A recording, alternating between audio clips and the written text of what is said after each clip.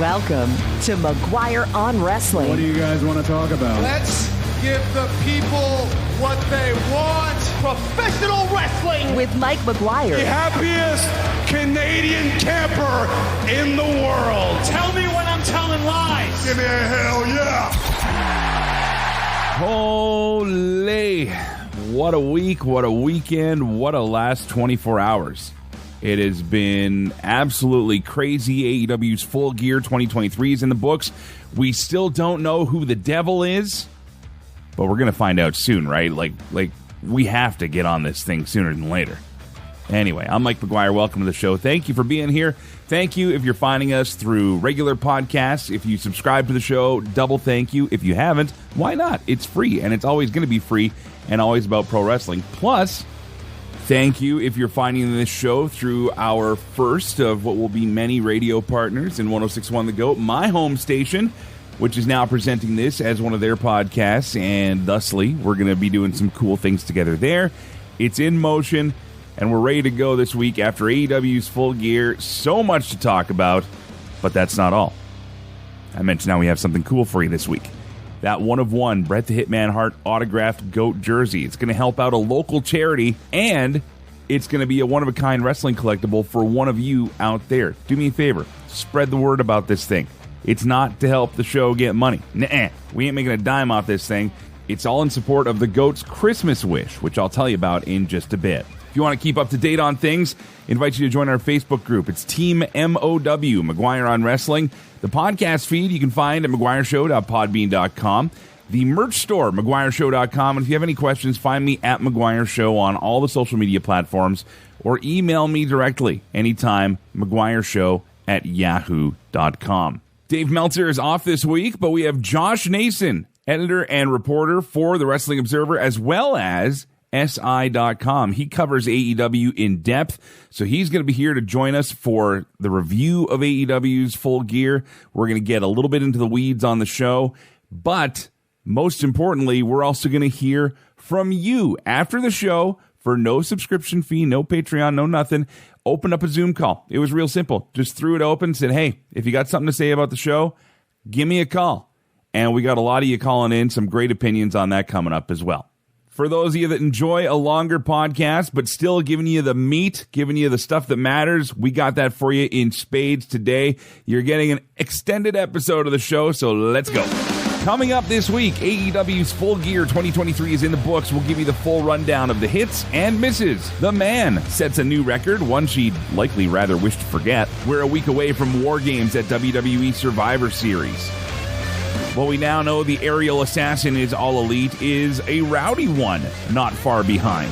Plus, we're on the radio. We'll give you the details on how you can support a charity and get a hold of this one-of-a-kind collectible from a pro wrestling legend in Bret the Hitman Hart. But first, let's go through the biggest stories of the week. You want to hear the breaking news?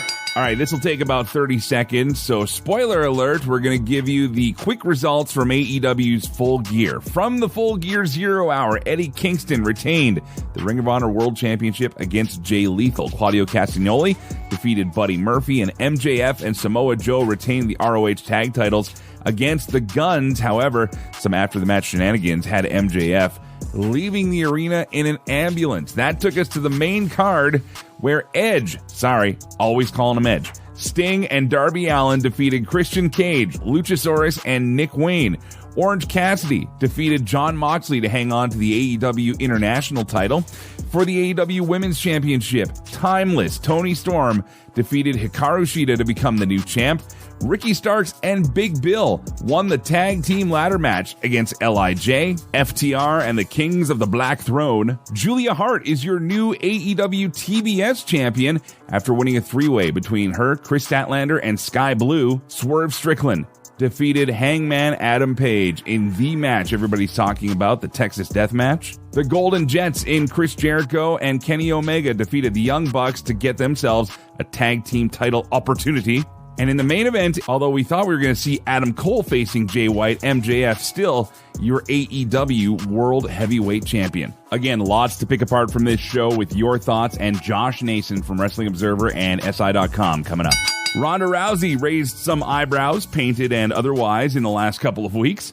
First, she made a return to the ring for an impromptu tag match at Lucha Vaboom. That match was the end of October with Marina Shafir against Brian Kendrick and Taya Valkyrie. After that, there was an advertised match for Pro Wrestling Revolver in LA, followed by a surprise appearance at this past Friday's Ring of Honor, Rampage, and Collision tapings, tagging with Shafir once again. Now, in last night's press conference after the show, Tony Khan said there isn't a formal deal in place with Rousey. She's not signed, but we had a great conversation. It came about, of course, there was some unfinished business. They had that match at the Wrestling Revolver show. They had the tag match, and to be honest, I'd spoken to them, and I thought it would be great. Rhonda was happy to come here, and she was great. The crowd was really excited to see her, and it was a great match. Anytime it's convenient, we'd love to have her back because she was tremendous. While Hot Ronda was getting everyone talking about ROH, WWE's Becky Lynch was setting records by appearing on Celebrity Jeopardy! Now, ratings for the episode featuring Lynch and her competition, SNL alumni Rachel Dretch, were actually some of the highest for the show in recent history, but Becky set another record. According to the Twitter account, The Jeopardy Fan, Becky is the first player in Jeopardy history to give 0 correct responses. The signaling device just not your friend today. Oh, my reflexes. And this is a game where you can't work the referee. I'm sorry. I know. Becky answered 5 questions incorrectly, got a correct guess after the buzzer, but also got the final Jeopardy question right. Well, I didn't win. Didn't come close to winning. But I did get Celebrity Jeopardy Flask. And $30,000 for Connors Kieran. That's what matters. The ROH icon Chris Hero made his return to the ring this past week. Hero wrestled Timothy Thatcher for West Coast Pro in San Francisco this past Friday. Hero will be returning to the promotion on December 3rd to tag with Kenta against Titus Alexander and Kevin Blackwood. Hero hasn't wrestled in 3 years and has recently been working backstage with AEW as an agent. And we're less than a week away from WWE Survivor Series. So far on the card, the main event features both men's and women's War Games matches. Cody Rhodes, Seth Rollins, Jey Uso, and Sami Zayn facing the Judgment Days, Finn Balor, Dominic Mysterio, JD McDonough, and Damian Priest. No word yet if Drew McIntyre will be in the match, and if so, who might be on the other side. The women's match also going to be 4-on-4, seeing Damage Control with Bayley, Io Sky, Asuka, and Kairi Sane, with Dakota Kai presumably on the outside of the ring against Bianca Belair, Charlotte Flair, Shotzi, and Becky Lynch. Other matches announced see Gunther defending the Intercontinental Championship against The Miz, Carlito takes on Santos Escobar, and Rhea Ripley will defend the WWE Women's World Championship against Zoe Stark. Well, in just a few minutes, Josh Nason from the Wrestling Observer and SI.com will join us as we go through the card from AEW's Full Gear. But next up, I had a free Zoom call after the pay-per-view last night, so your feedback is on the way. It was 28 years ago today when this happened for the first time ever in a WWE match. What am I talking about? The answer when we come back. Thanks for being here. You got to stream the alternate commentary table. Every single Saturday, it's brought to you on the McGuire on Wrestling feed. I'm one half of your host, Dimitri Karolis, and I'm here with my partner, Mitch Hondras. Mitch, what is the alternate commentary table? It's simple. It's the perspective of wrestling from the other side of the railing, the real fans. That's right, the perspective that you need. You might have a little bit of fun, too. The alternate commentary table. Subscribe free now to the McGuire on Wrestling podcast feed wherever you get your podcast. Cheers! Welcome back to McGuire on Wrestling. Well, 28 years ago today was the 1995 WWF Survivor Series. In the main event, Bret the Hitman Hart would end the record-setting run for Diesel, who held the championship for 358 days. The match would also feature the first time a wrestler would go through a table in the WWF, as Bret was knocked off the apron and threw a table at ringside. And Bret galloping out. Trying to enter the ring once again. Diesel. My God. Did you see that? That table, by the way, the infamous Spanish announce table, which would become a casualty in WWE for decades to follow.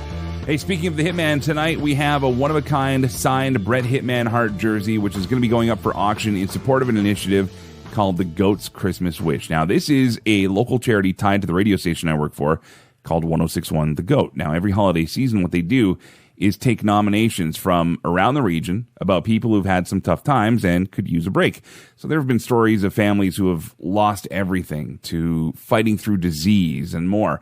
So as a thank you, for the radio station, believing in and promoting this podcast and really promoting our fandom of pro wrestling, I leaned on a favor from the Hitman, and we have a station-exclusive baseball jersey. The only way you can get one of these is if you work there, and even then, we're not making any more of those for a long time. But this one we had made says Hitman across the back with the number 84, the year Bret made his WWF debut, and it's signed by Bret himself. There will never be another one of these up for grabs, and so the auction goes up later on tonight. You can find the link on our Facebook page, Team MOW McGuire on Wrestling, and all the money raised from this is going to be going to the cause and willing to ship this anywhere in the world.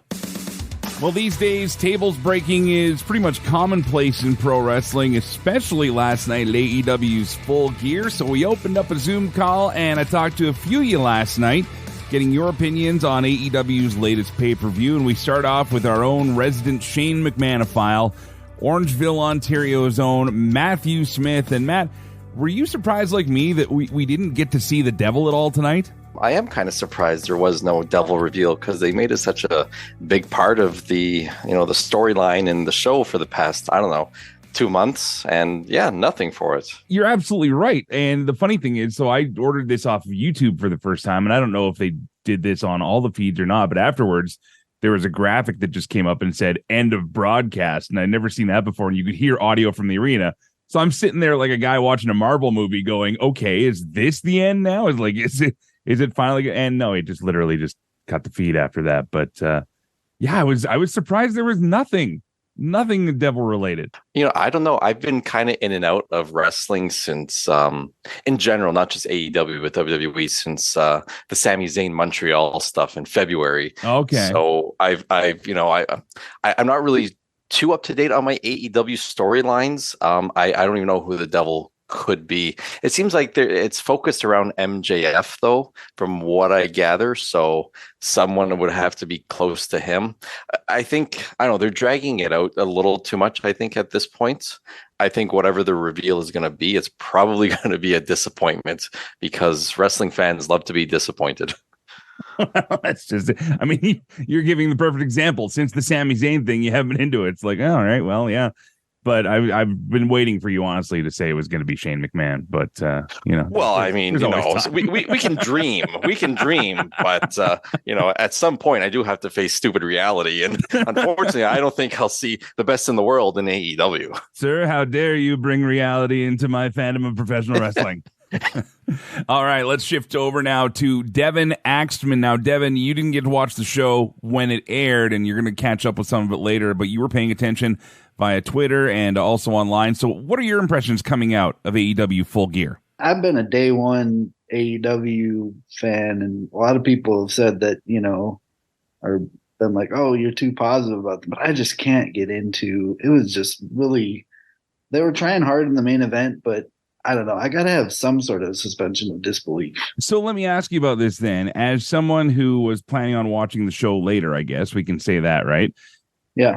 When you saw what happened at the end of the pre-show, did you feel like I don't even need to bother knowing what's going on now because if MJF's out of the main event, then I don't care? No, because I knew he was going to come back in. Okay, that's fair. And it was kind of more of a roll my eyes type of thing, like typical wrestling thing, It's a very WWE thing, having the ambulance roll back and have him come out, right? And that's been some criticism that AEW has been getting lately. But I don't know. For me, watching that match, I was like, okay, you know what? Sell the leg injury, sell everything else. Don't change the match. Don't have Adam Cole come down with crutches on. And like, to me, it looked so feeble and so contrived. And I was like, okay, either MJF is coming back or it's going to be a finger poke of doom or something like that, because there was really nothing there. There was nothing to make me really go, what's going to be the big surprise here? Because and then I saw that clip of the cutter to the floor, and he supposedly was dead 3 hours earlier. And it's like, and I know it's wrestling, but I don't know. Maybe I'm just being too critical with that. But I'm just like, that's what we do here. That's what we do. That's part of the fun of being a wrestling fan, is sitting here and kind of making fun of ourselves sometimes for watching it. I'll be completely honest. I'm a little bummed that for the pay-per-view money, we didn't get a payoff with the Devil storyline. I thought this is the time to do it. I don't know. I think it's going to be Adam Cole. It kind of has to be at this point, right? Yeah, right. And it wouldn't have made sense to do it with how tonight turned out. Mike in Edmonton, what did you think about the show tonight? My opinion, this show wasn't bad. It was actually, it ran really well as far as I was concerned up until we got to the Texas Death Match. It seemed like the crowd was into it throughout the entire show. We had some nice twists and turns when it came to Hikaru Shida and Toni Storm, with Toni Storm taking the title. We had a great ladder match, 4-way. The announcement of Ospreay, while it was one of the most obvious choices, the whole semantics of how things were going to go gave it that nice little bit of spice that the fans really didn't know what was going on. And it gave it that extra little pop when he came out. So I was happy with that. But once we got into that death match, it seemed like the level, I'm not the biggest fan of death matches, but I can understand them when they have a good story. And this had a good story going into it with the whole home invasion angle. Right. And basically Hangman going all over the country, going after Strickland prior to the pay-per-view. However, throw Brian Cage in there and you completely lost me. And I think the fact that he had nothing to do with this story, and then all of a sudden the crowd's starting to die out of it because they're starting to get a bit of a weird feeling about, can we just end this at this point? Like, yeah. And then good luck with Jericho, Omega, and the Bucks trying to get everybody back, which I don't think this crowd came back for the rest of the night. And we just talked about that match before you clicked on here, and it's funny because for me that match was the perfect palate cleanser because it was a wrestling match, which I really needed after that. I checked out a lot earlier, to be 100% honest with you. It was when Hangman was drinking Swerve's blood. I never need to see that happen again, ever, in any wrestling match. Anyone, and I just don't. You know what? Have Gangrel come out with his cup of his viscous red liquid, they used to call it, right? I would rather watch that for an hour than watch Hangman watch actual human blood drip into his mouth. Like that was to me, I mean, and you know, it's a different strokes for different folks situation. Yeah, exactly. And I know there's people that love extreme wrestling and love hardcore wrestling and, you know, friggin' CZW till the day I die. And that's fine. But for me, it took me out. And it was like, again, we're at the point now where, you know, he can pull a gun out and shoot him in the face. And it's like, okay, he still kicks out at 2. Like it was just too much. So I don't know. That's my personal opinion. But moment of the night for you, what was your best moment? It's in a weird spot there, but I'm actually going to go with the Toni Storm win. It was very tongue-in-cheek how she won it. No pun intended whatsoever when I say that. But did we figure out what that thing is, by the way? Was it a mirror? Is it It's a serving plate. It is. Okay. It's just like you put like a gravy bowl platter. on. Yeah. Okay. It's like something you would put like a gravy bowl or something smaller on it. Yeah. I should recognize that as a gravy bowl thing. Cause you know, but the fact that it slid down a little too far and she actually gave that face of, oops, I got to readjust this. She was playing into it as much as everybody else. And the fact that I feel bad for Shida because the last couple raids have been a little shorter for her. Yeah. But at the same time, Tony needed this, and it almost felt great that we got it in that direction. And I'm going to give a second place pick to the Ospreay signing because it was one of those most obvious things, but we really didn't know if that was going to be the case there. Matt, how about you? I'll just click back on if you want. What was your highlight of the night for tonight? I liked seeing Julia Hart win. Yeah, I was surprised by that. I didn't expect her to win. Like I mentioned earlier, I haven't been too involved in her storyline or, AEW as an entity, but I was really surprised but happy to see her win because I kind of like the character shift and, obviously being corrupted from, the mist from whenever that happened way back when. And she's really branched out on her own without the Hollywood Blondes, the Varsity Blondes, whatever they were. Varsity Blondes, yeah. So I think Julia Hart's future is a lot brighter than Brian Pillman Jr.'s new name, his future, whatever that is. Lex is king. Lex. Yeah. So I think she, she's gonna, be up here and he's gonna be slightly lower. So anyway, that was my thing of the night was Julia Hart. Kirk in Toronto. What do you think of the show tonight? I thought it was a pretty good show overall, to be honest with you. I mean, obviously some booking decisions that were a little interesting. And I know what was the most interesting one for you?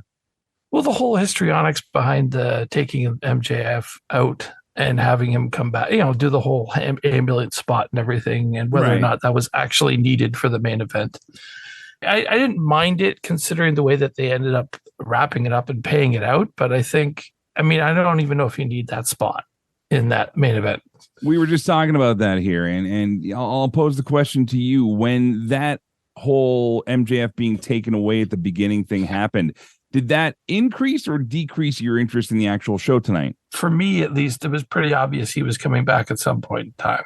Right. I mean, I never, for once, didn't think they were going to not pay that off. But I think a lot of people thought it was going to play into this whole devil storyline, and it never really did. But when it happened, I was like, how are they going to pay this off? So I guess it increased interest a little bit. But in my mind, I'm thinking, well, Adam Cole's not wrestling. And well, that was the thing. He comes out, his beard is all disheveled. He's clearly not been in the gym for a while. He's got this boot and crutches. Are we supposed to buy that this is actually going to be a thing? No, that was the only thing about it.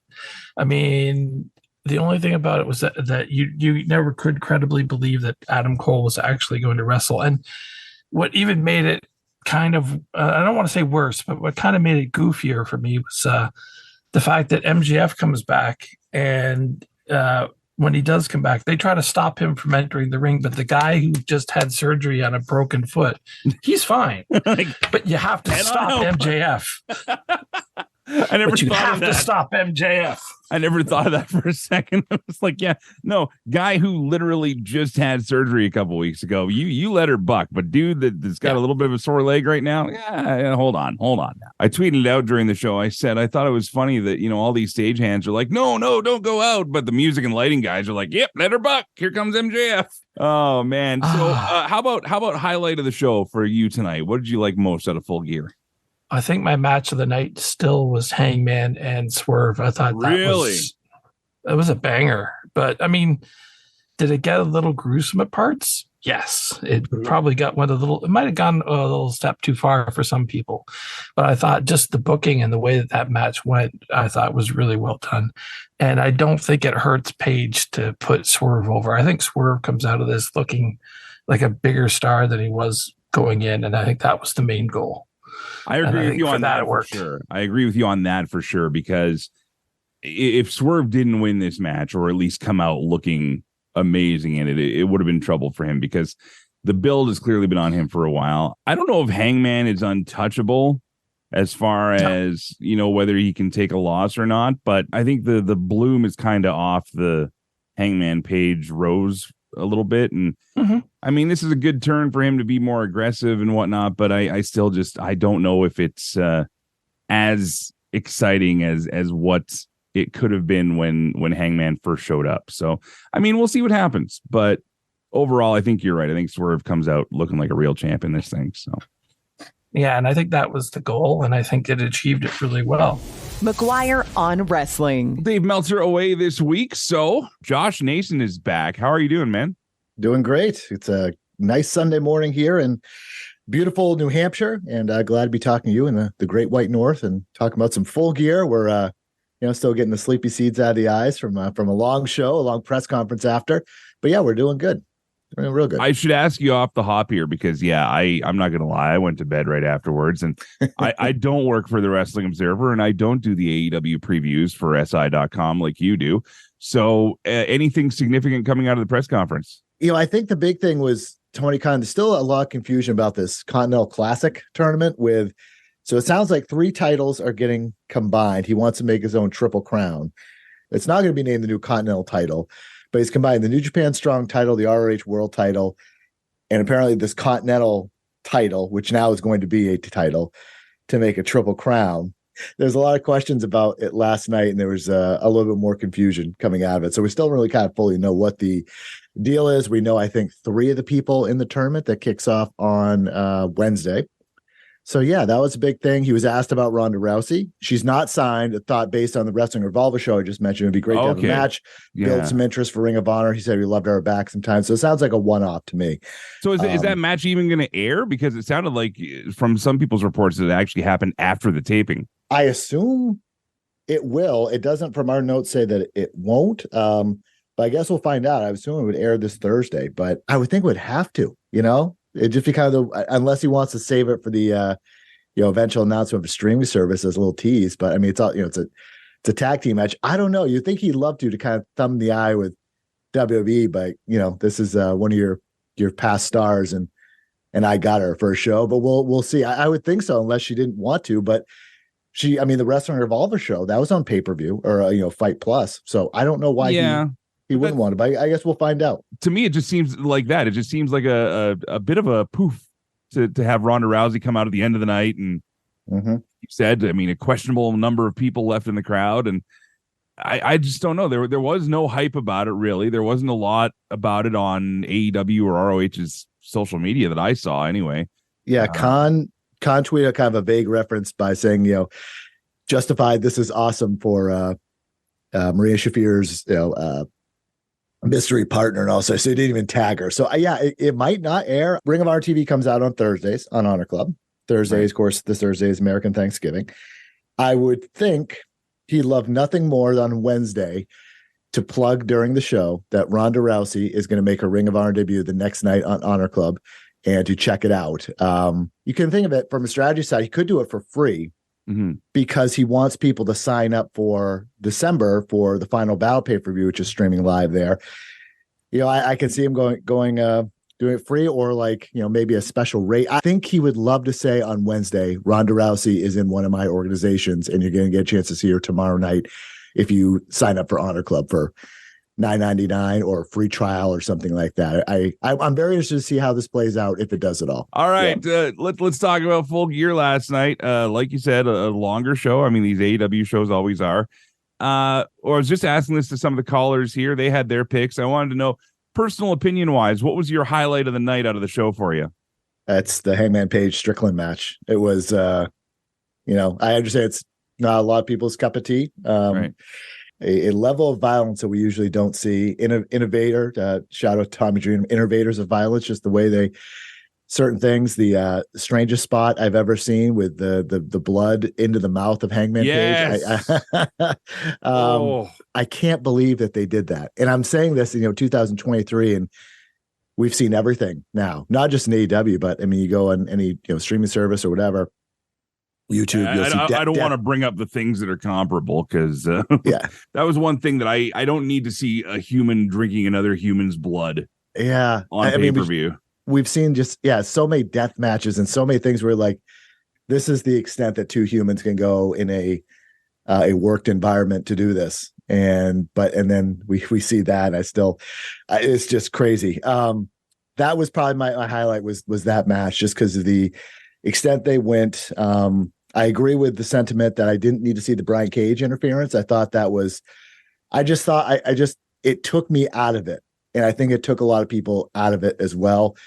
It just, that part didn't work. To me, it didn't take away from it that much, but in the moment, it was just, you are locked in. And think how many times, how many wrestling matches that we watch where you get distracted by your phone, you get distracted by whatever. This was laser focused, and then that kind of just took me out of it a little bit. But that was my highlight for sure, was that. But overall, the shows, as I wrote in my SI column, the shows are, you're not going to get a bad wrestling show out of a pay-per-view. Their talent level's too high. It's just too good, and it's just a question of all the things in between, and the Adam Cole MJF storyline, which I'm sure we'll talk about. I just thought was kind of unnecessary. And overall the show was good. It's just a question of kind of your tolerance of the storylines and kind of the inching more towards WWE and certain elements of presentation, which I think a lot of people have noticed over the past couple months. It's just a question of your tolerance of that. Was it true AEW, or is it kind of like more modern AEW, which is how tolerant are they of this kind of more WWE feeling level of presentation? But overall, yeah, it was a good show that was worth the money. I would say that. Okay, so moving on to the rest of the card here, then we've got some interesting things, obviously, to talk about out of the show. We can go to that MJF storyline that you just mentioned. Off the hop in the 0 hour show, MJF gets injured by the guns and a big attack on his leg, and he's carted away by ambulance, and he's begging Adam Cole, of all people, not to let them take my title away. And you're thinking, well, what does that possibly mean? And then it means that Adam Cole versus Jay White is now going to be your main event. Somebody tweeted at me that apparently the Freebird rules are in effect for every title in AEW. And I said, just the important ones. Right. And so when it comes down to it, I mean, personal thoughts on this going into the show, I had literally just clicked order on the pay-per-view as I was watching 0 hour wrap up. And I'm thinking, wow, 2 minutes left. And they just said the champ's not going to be there. if I'm someone that's ordered this pay-per-view, I'm not happy, but at the same time, they really took that WWE style story and really milked it out. Even to the point of is that Scott Steiner when the sirens go off and you hear the ambulance coming back? I mean, you want to talk about carbon copying WWE stuff now. I mean, that's what that was. But I don't know. Is it just a creative decision, you think? Is it trying something new? Are they trying to hook people in? Like, I don't see what the hook is of watching a guy who's been claiming to be champion take on a guy with a broken in two places ankle. Yeah, the showline storyline aspect of it, my thought was they went into it saying we need something else because no one thinks Jay White's going to win. So how do we kind of even the field a bit? And usually you think that you even field a bit by having a great wrestling match where the performers actually make it seem like, wow, this is what we thought was not going to happen is actually happening. If you take that whole story out of it and you still have the story being that Adam Cole is there to prop up his guy, MJF, kind of the hook there to me is Cole going to turn on him? Is all of a sudden this whole ankle thing a work or something like that? Because there was the spots with the towel. There was a spot with the ring, the spot with the belt. So you have these kind of seeds in your mind, like, is that you could do those things which just still kind of pay off and you could still have a great match after that. I think what they assumed is that anyone that's going to buy the pay-per-view is not going to get turned off by the fact that we're doing this. They're going to think something's big coming at the end. So maybe that's a way to kind of get some more pay-per-view buys, possibly. I thought it was unnecessary, but it was intriguing. But there's a question of if your main event of a pay-per-view isn't intriguing enough on its own, should it be the main event of a pay-per-view? Should you have made it? There's questions about that. Like, why'd you have to add in all these extra ingredients to the recipe if you didn't think it was going to taste good to begin with?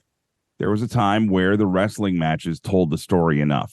And I actually thought that personally, the match I enjoyed the most from a wrestling standpoint was actually Jericho and Omega against the Bucks, because the Bucks worked a different style of match.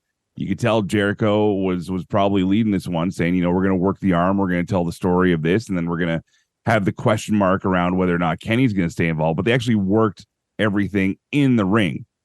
And when it comes to all these outside factors coming in, do you think it's a good or bad thing that Tony Khan relies on so many outside factors? It seems in almost every match, especially at this pay-per-view, where there's so many outside distractions. Is this going to happen? Is that going to happen?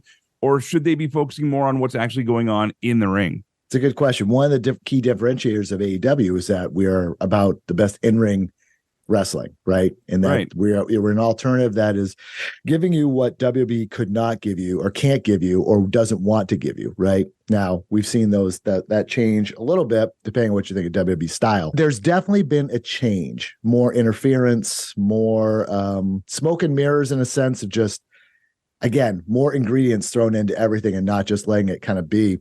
And my big issue kind of going into the show is, and what I wrote in the SI piece, is that the show, it was great on paper, but there's not a lot of emotion outside like one or two matches. Not too many things that really feel real. I mean, you mentioned the Bucks versus Omega and Jericho. I was thinking last night, I need to rewatch this just on its own because coming after the Hangman Strickland match, you're still kind of buzzing off that, and it's really hard to shift gears. And I was having a difficult time getting into the match to begin with, just because it was like made on such like 2 weeks notice or less. I understand the storyline. There just wasn't, to me, enough time for it to really cook to make it matter to me. And the Bucks thing, I think, is a strange. I have thought their run at AEW is really weird anyway. I mean, even the kind of the CM Punk stuff aside, like, you know, starting out, to me, they should have been the first tag team champions. Omega should have been arguably the first world champion, but I think Jericho is still a great choice anyway. But I think the Bucks, who were being introduced to a new audience, I think they should have been cemented as the guys to an audience that had never seen them before. And they're just this latest run is very strange. It looks like they're going to heel. My guess is that they're going to do some sort of thing where they join the Don Callis family, which it's just their motivations are odd. I don't know. There's something that just doesn't seem right with them for whatever reason. And it's very erratic. It's very erratic. It's very erratic. Yeah. And there just be a consistent plan. I don't know what is going on with those guys. It just seems odd. But yeah, to your overall point, yeah, I think more focus on the less outside stuff, but they have so many people and they love factions and all this stuff. And how do we get people involved? I don't know if they'll ever really unwind from that, to be honest. All right, well, let's roll down the card here quickly. We'll start off with the main card here, because I mean the 0 hour did have some cool stuff. I mean, Eddie Kingston winning his match, obviously that was going to be a huge motivator going into the Continental Classic. Claudio getting his shot and winning over Buddy. I don't know, Buddy just seems kind of lost in the whole thing right now as well. And then we also had the finale there with the tag match. And then, of course, what happened afterwards, the Samoa Joe gets a shot. I thought that was a perfect place to end it. Adam Cole's there. Cool. But why are we doing all the shenanigans? So we go into the main show, and our first match is Christian Cage, Nick Wayne, and Luchasaurus taking on Sting, Darby, and I still call him Edge. I'm always going to call him Edge. Sorry. Yeah. Cope doesn't work for me. But anyway, the amazing, I can't wait to get the 3-pack of figures trio of those three there. We get some shots of celebrities at ringside, you know, some big names like Ken Jeong and Steve-O. And all the stars. I think they showed Rick Rubin for like a second, but they never actually said who it was. Anyway, pretty decent match. They told a great story of Christian avoiding Edge at all costs.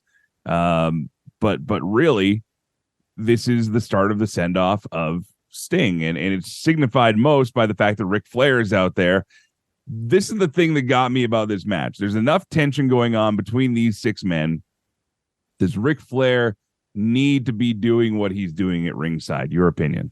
No, I don't understand the sign to begin with. And this is outside the questionable things about the sexual assaults of the past, the plane ride from hell, a lot of things that have kind of come out. Putting aside from it, from just a straight wrestling perspective, I just don't know what he adds at this point. And I know, to some people that might be sacrilege to say, oh, of course Ric Flair can add something to wrestling at any point. Mm-hmm. I don't know. I don't know if he can at this point. I think everyone, I want to say ages out, but kind of like their relevancy. There's a certain shelf life for it, and I just think he's been out there so much with stuff, and it's just like, what's the point? I just don't think he adds anything to it. And again, it's this one of these questions, like who is AEW kind of going for a core audience, right? And they have I think what we assume to be their core audience, but they really kind of going for this lapsed, WWE, WCW fan that really pine to see Sting and Ric Flair together again. Like, does that attract new people? I don't think so. I don't think these versions do. I think Sting is doing Sting on his own, doing his farewell tour. I think would have been fine. And no disrespect to Ric Flair for what he's done in his career. Personally, I don't really know the guy, so I mean, but I think that's it. You're bringing up the great point of what does this add for the mainstream fan. You look at WWE's approach for bringing in names. Okay, when Logan Paul is getting more attention and buzz for the work he's doing, for not being one of the quote greatest of all time wrestlers, versus Ric Flair coming in and some fans are going, ooh, he's looking, he's looking a little worse for wear here in some cases. I mean, I don't know. He's old. I don't know how that helps make the product seem cutting edge, but no pun intended. We move forward. Tony Schiavone at the ramp with Bryce Remsburg. Schiavone announces that MJF injured, and they're going to default give the title to Jay White. Adam Cole then comes out on crutches. Again, we just went from talking about Ric Flair, this old guy, to a guy with a broken ankle coming out and saying he's going to hold on to the championship. We've already talked about this. A match I just can't get into anymore. I'm over it. I'm over the feud. Moxley and Orange Cassidy. Anything special out of this match for you? Normal, kind of what you would expect other than the finish. I thought this was going to lead to a rubber match since Moxley had won before. Again, this international title, due to the injuries, right, with Moxley and Rey Fenix and concussions, and then all Phoenix's injuries, it's kind of been a hot potato type thing because they had a plan and then everything got screwed up. Right. So my thought was, Moxley had, I think it was a 13-day run with the title and had to give it up. So my thought was he was going to get it back here, kind of set things back on what I perceived was the track they were trying to do initially, go off of this, and then maybe they'll do, third match down the road. But that didn't happen. I don't know. Cassie, he's a great wrestler, but we saw this year-long run that he had with the title. What else is there right now? So it's always for me, like, you have this great roster. You got to get some new kind of things going. We've seen this for a year. Not just new like faces in there. Yeah, exactly. Yeah. We have not seen Moxley had a run with any other title for an extended period of time other than the AEW world title on 2 occasions. So I thought this was going to be a thing to really, the international title is it's on its way to kind of being cemented as their number 2. I think a good fun Moxley run would have been putting that over the top and really kind of cementing it in. Now it's like, okay, we're back to where we were. So what's new? What's different about it? I don't know. But look, Tony Khan loves Orange Cassidy. He loves those long matches, and he does good matches. I think we're probably going to go back to that and we'll see what type of contenders they build up that are actually going to make a difference. Here's what happens. The international champion makes it to the end of the Continental Classic. Thus, we have what they're going to call the Intercontinental Championship. I think it's revolutionary. I think it's a great idea. I like that. I like that. Yeah, I like that idea. Okay, another highlight for me personally, I actually really enjoyed everything about this, minus the finish. Toni Storm, your new AEW Women's Champion. Everything was great. Presentation, I think, was awesome. Then we got to the finish. And, talk about making your refs look like an idiot. Talk about just a great intention, but maybe not the right gear for it. I don't know what the answer is, but the frying pan or serving tray or whatever that Toni Storm had in her tights for the hip attack afterwards there. Plain as day in front of the referee and God and everybody, but Toni Storm, timeless Toni Storm, now your women's champion. Thoughts on this move? I thought going in, I thought Sheeta was going to win because I thought Maria May was going to accidentally cost Storm the win and kind of let that kind of storyline kind of play itself out and whatever. Because Storm, this character, I think it's interesting. I think they're overdoing it a little bit, like every single week. I'd like to see it smaller doses to kind of like make it more special. But again, that's a WWE thing, right? When they have Trish and Mickey all over again. Yeah, right. It's hammering it in, what have you. But Sheeta has never really done a lot for me. I know some people like her, but she's okay to me. I thought that they probably extend this run out a little bit, maybe have Jamie Hayter maybe be the one to beat her when she comes back, which we hope is like early next year. I think Tony Khan kind of saw this opportunity to shake a few things up, and I guess we're going to see where it goes. But I would expect a decent run with the title. My hope is that they don't completely burn the character out to the point it's it gets overused, and that's the one thing I do worry about with it. It's fun, it's different, it's unique. I think to me they've used it a little bit too much already. I just hope they kind of pare back a little bit, not on the over the topness, but the amount of times we see it on TV. I think that would be refreshing. My instinct is that that's not going to happen. All right, we're gonna motor through the rest of this thing. The tag team 4-way Ladder match was everything you'd expect, and it's funny that could be considered one of the most hardcore matches of the night until that Swerve Strickland Adam Page match happens. Sure. But Big Bill and Ricky Starks retaining after a whole lot of carnage. Was there a standout moment in this match for you? These are all pretty good teams and to great teams, and I think that they really want to establish. This was important for Starks and Bill to win this, to really kind of establish them as like a team. It's funny, in the press conference afterwards, they mentioned that they're still singles competitors that just happen to be AEW tag team champions. I don't love that. Like, I love the idea of like, this is going to be the team, and them kind of saying that's kind of strange to me, but having them go on a good run, if they're going to establish themselves as a team, I think it's great. Let's just get great tag team title matches all the time. And you have enough teams now. Let's just go all in. If you're going to go all in with the Kings of the Black Throne, let's do that. Let's have a multi-month run, or have like a big multi-month run feud with FTR and House of Black. Or if you're going to cement LFI, let's have them do, like, now's the time to really, if you're going to make these, to me, like, let's reestablish a great tag team division from top to bottom. That includes the Young Bucks, and we're going to see what happens, obviously, with the Golden Jets when that match happens, if it's at World's End for their challenge of the tag team titles. Now's the time to really, let's get this tag team division great again. Let's stop screwing around. All right. Are you a hockey guy at all? I worked in hockey for 6 seasons. Yeah. Right. So I remember we talked about say that before. So Yeah. there's fans up here that are losing it over the Golden Jets for good and bad reasons, because they're like, how dare you take Bobby's name? But anyway, we fast forward to the TBS championship, the 3-way between Julia Hart, Sky Blue, and Chris Statlander. What's happening to Sky Blue? Is this just becoming Julia Hart 2.0? Like, I don't know what's going on here. Yeah, I would say this match is, I think, better than expected. I thought the end people got into it. I was not kind of into this going in because, as much as I like Statlander, they haven't really given her a good feud yet. Like a one that really like has some depth to it. It's this kind of this top level of like, there's friends arguing, it all debates, it all centers around Julia Hart spraying people in the eyes, and it's just this kind of this square with these three, and then Willow Nightingale to an extent.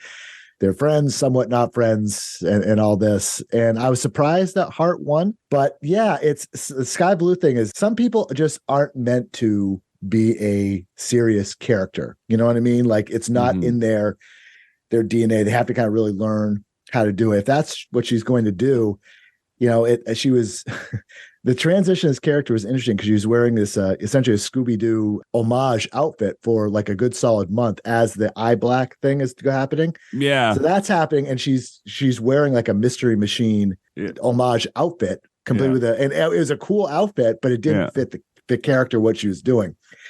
I appreciate what they're doing with Hart. It's hard to kind of buy her as like a scary characters, House of Black, just because the tattoos, the look, they have it. It's them. Yeah. She doesn't just, it's kind of a weird fit, but they're going to try to make it work, and we'll see what happens with Statlander. But I thought this was better than expected, and we'll kind of see where it goes from here. Well, I mean, if there's anything you want to say about AEW's presentation on this one, I mean, Jay White has MJF's belt, even though MJF is champion. Chris Statlander is now going to be chasing for a title again.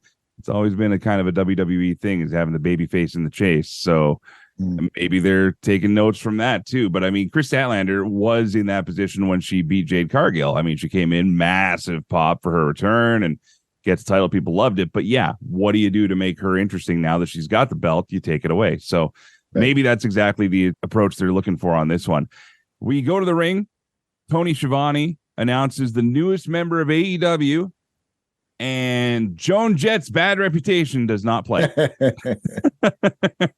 Instead, it's Will Ospreay, and he gets to the point right off the hop where he says, like, let me go finish up at New Japan first. So this was an announcement of coming soon. Now, he was in the building. He was there. Obviously, a huge get for the roster. Was it as big as it could have been? Well, I think people kind of knew, there were some reports ahead of time that Ospreay was going to be the guy. And it's interesting when those things come out because, you know how announcements go with Tony Khan, in that they either hit the mark or they fall like woefully short. And sometimes you can just, especially if you're talking about talent, people run wild with certain ideas, like, oh, it's going to be Mercedes Moné, it's going to be this, it's going to be this. I'd wondered if it was even before Friday happened. I was wondering, nobody mentioned Ronda Rousey at all. Could that potentially be one? But then she showed up at Ring of Honor, and it's like, well, you're not going to debut at your new talent in front of 4,000 fans, and then all of a sudden announce the next night. She said, I mean, they could have, but it kind of would have been weird. So I wonder if it was kind of leaked beforehand to kind of let some of the pressure out a little bit of like the anticipation. So people that were going to be disappointed could be disappointed beforehand, and people are going to be excited could be like, okay, we're finally going to get this. I mean, I one thing, dating back to Jay White, I saw a sentiment online a couple of weeks ago about how they should have given Jay White the Jade Cargill treatment what WWE has done with Jade Cargill, presenting like a megastar from the first moment you see her. She hasn't wrestled yet, but you still, when you see her, there's a pop. Her light interactions with Charlotte Flair, there's something that's like, like, okay, there's something here. Even if you don't know who she is, there's a thing there. You can tell she's important, and there's a reason she's being put in this position. And they're making us care about her. Exactly. So with Ospreay, to your point, it's all in the presentation, and part of it felt like our fan base knows who he is already. So what's the point of doing it? It's not an introduction. It's basically a confirmation for us that he decided to sign here versus somewhere else. There's some questions around the whole thing. Like even at the press conference afterward, I saw him answer some questions, and they said, well, how's this going to work? Because you're still in the contract through February. And he's like, he basically is like, I have no idea. You have to ask my agent as far as they're dealing with all that stuff. So what I took from that, some of their stuff with New Japan, he said he still could do some dates if it worked out, and the relationship's still there. Tony Khan said they want to keep it in the family. That basically, Tony Khan, somewhere along the way, Khan and Ospreay or somebody said, Ospreay was like, I'm not going to re-sign with New Japan. So to me, Tony Khan then went to New Japan and said, can we talk early so all of us don't potentially lose him to WWE? And that way he'll never compete on a Wrestle Kingdom again until he's out of a contract. Because Tony Khan said keep him in the family. So there was definitely a concerted effort to be like, and good on New Japan if they did this, being look, we still could use him at some points down the road. That's going to be beneficial for us. It's beneficial for us to let him talk early to potential suitors like an AEW. Nobody asked Ospreay at the press conference about WWE either, like how far along this conversation's got. Did they actually talk? All that stuff. Well, so, I don't think they could have. And this is where I'm going to save this for someone who's far more legal expert than you or I would assume. But okay, so if they gave AEW rights to do that, could WWE not come back and say, so basically you let them, quote unquote, tamper with a contract, but we didn't get a shot to? I mean, how is that fair in competition? Sure. So I think there could be some interesting legal downfall on this if WWE even cares that much. I don't know. Yeah, I think if Ospreay, I think Ospreay would have to be the one to raise a sting about that in order for them to kind of care. You know what I mean? Like that's Ospreay's like, look, I want to talk to everyone. Yeah. Maybe he wasn't that serious about talking to everyone to begin with. I don't know. So maybe. We'll see as we learn more details as time goes along. Okay, next up, the crazy match. We've already talked about it a lot with blood drinking and oatmeal cinder blocks and stapling ourselves in the chest with a staple gun, stapling people's kids' drawings to. I saw your tweet about stapling the finger painting to the face of Swerve Strickland and then ripping it off, and that was going to be the picture you show your wife. I get it. I still have to show her that clip. I'm not going to set it up because she's not a wrestling fan by any means. Right. I just want to show that to her and see. I just want to, 45 seconds. I want to show you this just to get her reaction. And I still have to do that at some point. But it's going to make me looking at my kid's picture and down the fridge a little bit different, I guess. Well, yeah. Again, we're seeing stuff. We talked about your artwork behind you there. Yes, in your right room. There. I feel like just so you know, I'm not the only wrestling fan that appreciates my kid's art. And exactly. The clip. Exactly. That's a setup. I'm going to use that setup perfectly. The Brian Cage thing we've talked about already. I like how a table comes out at one point And this is after a man has drank another man's blood. A man has stapled things to another man, and then that man has stapled himself. Barbed wire has come into play. A table comes out, and the fans then go, you know what? Still not enough. We want fire.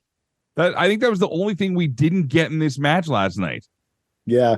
It's been a trend over the last couple of years where these super hardcore matches, the fans will chant for a table. Yeah. Again, to your point, after they've seen everything. It's not enough. It's a weird thing. And other than the Brian Cage thing, I thought this was great. It was compelling from start to finish. I was surprised Strickland won just because Strickland broke into Hangman Page's house, right? Broke in the house and was it with his kid and all this stuff. And but so you think in that sense, your classic kind of booking mind goes, okay, the babyface is going to win because he got wronged really bad. And you got to slay the dragons, yeah. Yeah, and Strickland just beat him at Wrestle Dream. But that didn't happen here. I don't think Page loses anything. I think both guys came out bigger than before. My hope is that this now leads to a Strickland title run. He's it. He's next, and he needs to be in some sort of title picture and run with it for a while. Maybe he's the guy that beats Cassidy. I thought that was going to happen before.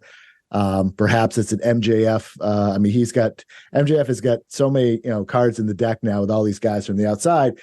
But a world title run, a challenge for Swerve Strickland MJF, I think it'd be a lot of fun.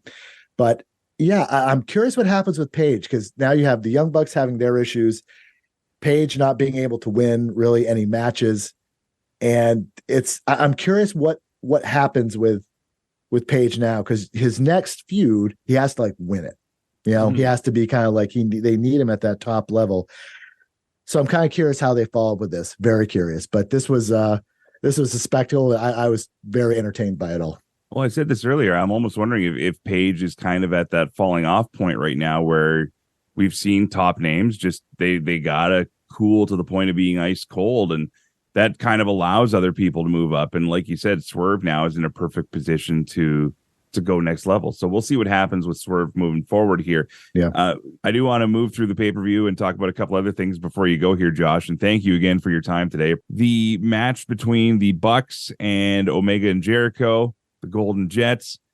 I wrote in my notes here that it was a match with the basics. They really started out with the basics and working the arm. And I didn't feel that engaged with the stipulation of title match, sure, making the match for the title match. That's great. The fact that if Jericho and Omega lost, the Golden Jets could never reform again. This 2-week-old team. Oh, no, the heritage of the Gold. This is the Y2AJ all over again. Where it's this long, storied tag team that we'll never get to see again until they decide to ignore that rule anyways. But that was the only thing that kind of stuck out to me in this thing is okay, let's just make it about the tag match. And again, is this a case of just overthinking it and to quote somebody famous, putting a hat on a hat? I like that, hat on a hat. Yeah, that's exactly what it was. Yeah, if it had just been for the title shot would have made sense. Again, it was the build was compressed, because this whole Bucks attitude change is really taking place over the last month. And it's a diversion from, the feud was Omega and Jericho against the Don Callis family, who had zero representation at Full Gear, which is pretty crazy if you think about it. No Takeshita, Powerhouse Hobbs, there was no presence. They didn't really, I caught Callis was on commentary, but there really wasn't anything there. Guys didn't come out on the ramp or anything like that. Mm-hmm. So I thought that was unusual. I wonder if the Bucks are going to align with Callis, which would be strange. It just, again, as a recipe, it just didn't have long enough to kind of cook, and they added in some extra stuff that just I thought was unnecessary. But I thought the action was good. Again, I want to kind of rewatch it in a vacuum, so to speak, and not after the Page Strickland match, just to kind of knowing the result, kind of appreciate it for what it is and all that. But these guys are all super talented. I'm just hoping that the Bucks kind of get back on track. I don't know what track that is, but some sort of direction where they're,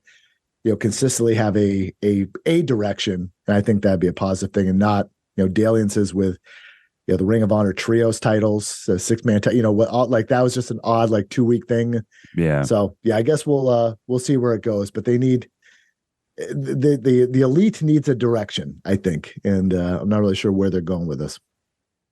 Okay, last but not least, of course, the World Championship match here. Adam Cole comes out looking like an old man on crutches, take on Switchblade Jay White, who is wearing the title to the ring. Like, this is such a contrast to me. And where we usually say, oh, I don't think a guy gets hurt from a loss, I think that this was horrible overall for poor Jay White. And we talked about a guy that is kind of since jump. I mean, his debut was a run-in with the commentators having to explain who it was. Now he goes and he's going to face one-legged man in a butt-kicking contest and just be replaced by another one-legged man in a butt-kicking contest, and he can't beat either of them. So, I mean, yeah, we can rehab this, whatever you want to say, but I mean, the match could have been great on its own. The match between Jay White and MJF could have been great. Why all the garbage around it? Yeah, with I again, if you took all the fake injury stuff out and just had it being, like we mentioned, the focus on, or the questions being like the Adam Cole stuff, right? Is because that was the whole feeling going in. Like, is he going to do something? Is he going to use the crutch to do so? Is this going to be where we see some element of it? I think if you removed all the fake injury stuff, I think we could have got the same thing and it would have been less and just focus on kind of what you did. Yeah, with White, this is his first singles loss in AEW. Very talented wrestler. Just again, nobody really thought he was going to win, right? I mean, I think there was one time during the match, I think when the ROH belt shot happened, I was just like, no way. And I was like, okay, and that's what wrestling's about.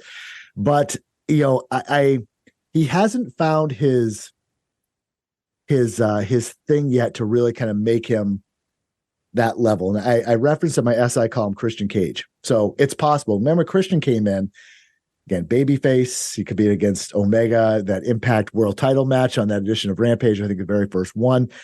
And it took him a while until he turned heel, and then he found this really unique, strange character that people love.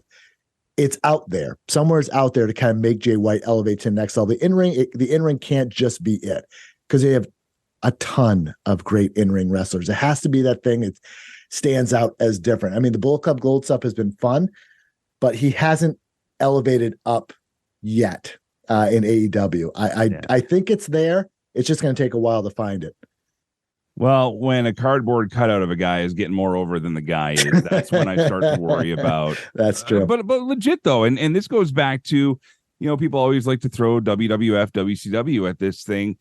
This to me was a prime example of, and we talked about Jade Cargill earlier, whether you like, love, or hate Jade, they are making her a star in WWE before she puts on her boots, before she gets in the ring once to do anything.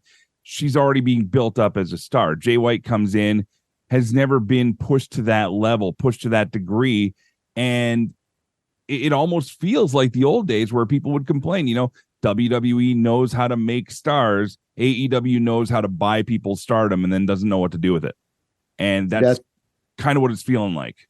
Yeah, it's a good point. If you look at WWE, really does not bring in a lot of free agents now from the outside, at least to the main roster directly, right? Cody and Jade are the two that I can think of in recent time, NXT aside. Yeah. But even look at Brian Pillman. I mean, Brian Pillman, they've repackaged and kind of slowly brought him along. Whether or not that's going to work, I don't know in NXT, but they're at least like, we see something, let's try something different. Where the AEW, there's so many new people coming in, even, like when Commander first started, or when they randomly bred Lindsay Dorado it's just their introduction is like on a graphic. Yeah. And it's like, you're going to, who this person is, we're just going to put it on a graphic, where I think they forget, or they assume that so many of their audience is so plugged into everything, they already know who they are. But there's a good percentage that don't, and you get in it's always the thing of like, oh, well, they can just Google them if they don't know. It's like, well, no, that's not. You can make a star bigger too. You can make a star bigger. Yeah, you just want to be spoon-fed stuff sometimes. I don't want to have to go outside what I'm watching right now. Tell me emotionally why I should give a care about this person, right? I mean, that's the thing. When again, it makes it sound old, but like going to WWE when I was growing up, WCW when I was growing up, I didn't have the internet. Yeah. I relied on exactly what was being given to me. And that's what made it different. ECW was watching that. It's like, I know these guys came from somewhere else. I've seen them before, but you tell me the story. I don't care about somebody else's story. I'm going to read. You tell me what the story is. Yeah, this goes back to when being the elite was considered like prep for watching Dynamite. I'm like, I don't have time to do all this. So just give me what you got on TV, and I want to go with that. Okay, well, thank you for running down through the card with that. WWE Survivor Series is coming up this weekend. The War Games matches are filling out. Everything's coming together here. I mean, not to sound like a WWE homer here, but like it almost seems like their default right now is running at a pretty high game. And when it goes to this show, we don't have Roman. We don't even have a men's world championship match here because Seth is involved in the War Games match.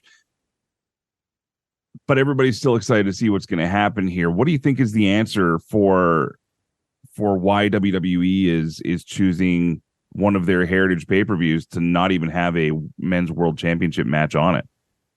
And are they doing a women's match even? I don't.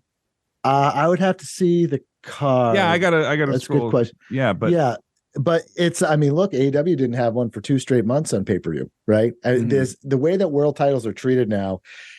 It's part of the show, but it's not the part of the show, and I don't love that trend. I think the indies, you see this a little bit too, where to me, like your title is what people are supposed to go after, right? But I think the thing with Roman is, again, it's a schedule. It's just they're trying to get everything else hot. And I mean, look, they've done a great job. They're selling out Raws and SmackDowns and pay-per-views, and people are interested in it. I think the War Games match is going to be a lot of fun. I think Cody is going to try to he might have to temper himself down a bit. I mean, this is his dad's match, and I think he is going to want to make a big impression in this for sure. And it should be a lot of fun. And I think there's a reason that people are looking forward to it, because it's different personalities getting involved in it.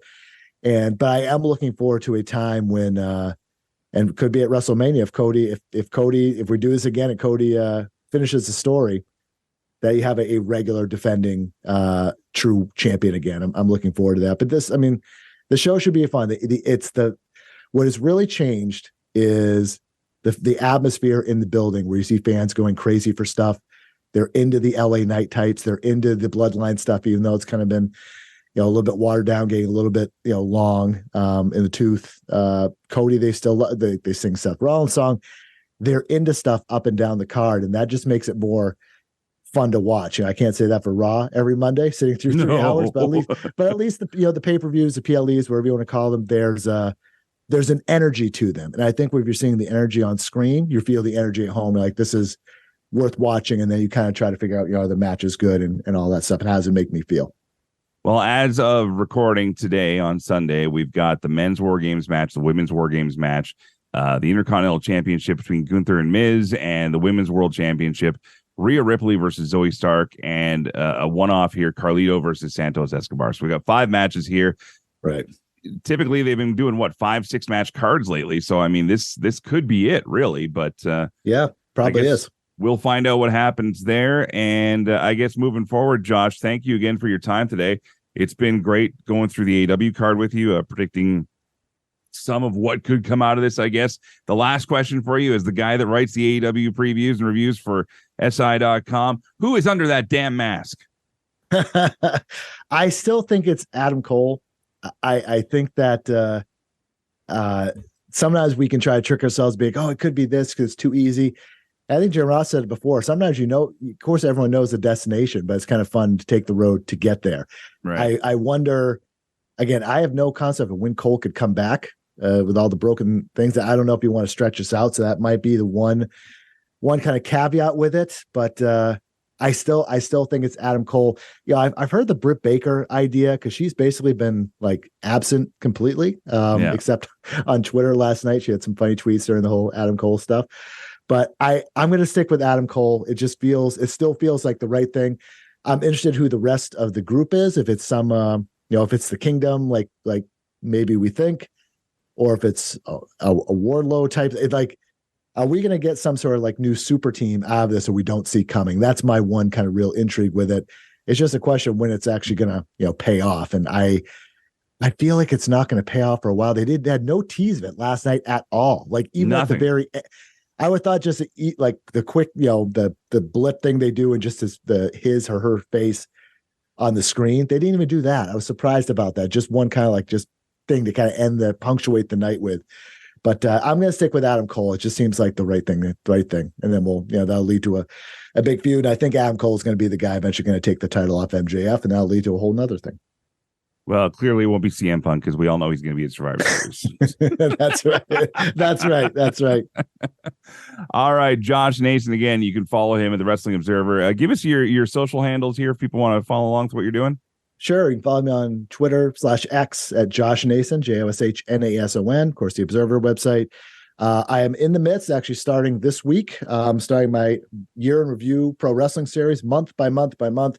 We'll do 12 episodes over the next month and a half. I'll do 4 episodes on the year in review of MMA, which we do quarter by quarter because there's a little bit less. But yeah, it's fun, rotating guests. And yeah, it's a lot of fun. So I host Josh Nason's Punch Out, which is podcast there. I just did this AEW Q3 quarter in review, kind of like an investors call, which we call them with Brandon Thurston and WrestleNomics. We've been doing those all year.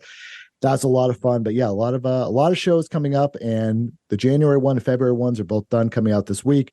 And those are good. All the stuff that you don't remember, the little things that kind of happen. Some of the other big things that happen as well. You look back in these, at this point, 11 months from now, it's fun to research, and it's also fun to talk about as well. Because you're like, oh yeah, this happened. We thought this was going to mean everything. Right. And it meant nothing. And all of a sudden it's like, oh, this one signing here. Oh, and all of a sudden now it's like, oh, wow, that did mean something. So it's kind of fun to see how things go on the Plinko board that is pro wrestling. I love it. Well, Josh Nason, again, follow his stuff, support this guy, check out the podcast, everything. Thank you for the time today, man. Really appreciate it. Anytime. Appreciate it. Thank you. McGuire on Wrestling. I know we're still going, but we're almost done. Thank you for sticking around, and big thanks to Josh Nason. I don't like doing the blow-by-blow reviews anymore, but I thought there's so much to unpack from AEW's Full Gear, and having a guy like Josh to bounce it off of, some great opinions, and he follows AEW religiously. I mean, that's part of his job, so it was kind of neat to hear his perspectives and bounce some ideas off of him. Before I go, I wanted to give another plug for the auction here.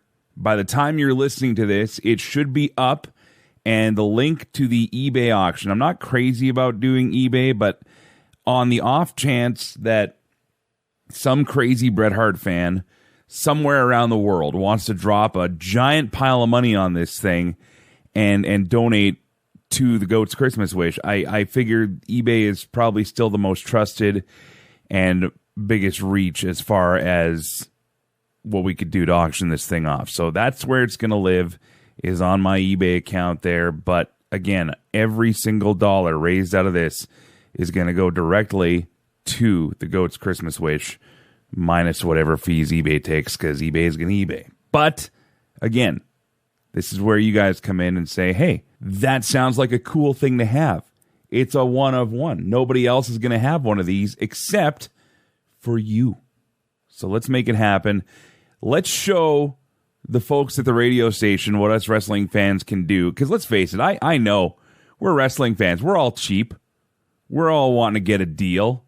Guys, I'm a collector. I'm a Bret Hart collector. And I want to bid on this thing, but I want it to go so far out of reach that even I can't bid on my own auction. So maybe you're a big Bret Hart fan out there. Maybe you just want to support the cause, which again, the Goat's Christmas Wish, I never knew you could do this on a local level the way they do it here, but this has become a tradition in this community, and this is the first radio station, the first of what I see being many, who are going to jump on board with supporting this podcast that we're doing together here. Yeah, I spend my Sundays here making this show for you, but you're the ones that are listening and make it worth the while. So let's do something cool this holiday season. Let's make a nice big fat donation. And if you still want to just give to the cause and you can't afford the auction if it gets crazy out of control, let me know, because I would rather you do that than even buy one of our t-shirts right now. You know what I mean? Or make a donation to a charity in your town, your neighborhood. Okay, like I said, I'm not worried about making money off of this show. I never have been. I never will be. will get opportunities to quote, generate revenue down the road. For me, this is about being a wrestling fan, being passionate about it, and showing that there are good people in our community, good people in the wrestling fan community, dare I say, the internet wrestling community. Yeah, I went that far. It's not always about us, and this is a chance to prove it. So check out the link. The Team MOW Facebook page is where that's going to live. It'll be on all my social media. It'll be blasted everywhere. So if you're not seeing it by now, find me at McGuire Show, and we'll get you in the bidding for it. But we'll let you know how everything's going next week. I'm going to let you go. Enjoy the rest of your week coming up. It's almost December. Isn't that crazy? I know. All right, until next time, Survivor Series weekend is next. Thank you for listening and letting me do what I do. Play safe, drive safe. I be seeing ya.